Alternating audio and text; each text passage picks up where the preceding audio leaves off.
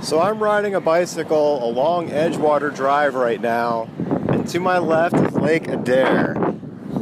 Now, I will tell you, there was a part of me that was pretty hesitant to want to ride a bike to work this morning for this story.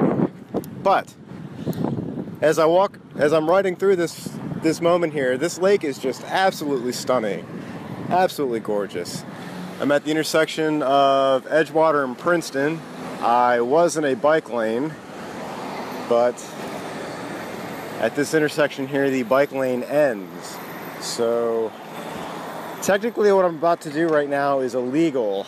There's a sign ahead of me that says bikes may use full lane, and that is true, but I'm not comfortable with that. So what I will be doing instead is popping up on the sidewalk. Now in the city of Orlando, that is illegal.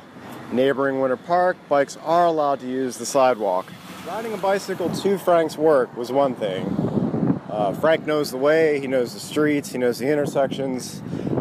On my way back to his house to drop off the bike that I borrowed, however, that is a slightly different scenario.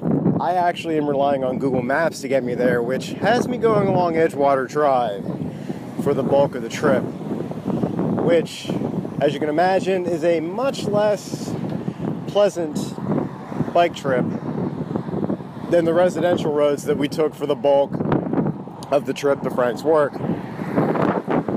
Now I have an interesting situation coming up ahead. There's a woman getting into a Nissan SUV, which, as you can imagine, is right in the bike lane. Now there's no cars to my left. The roadway happened to be cleared. I could easily pull off to the side. But I could see where that kind of scenario, if it happened a little bit faster on the fly, could be a serious problem.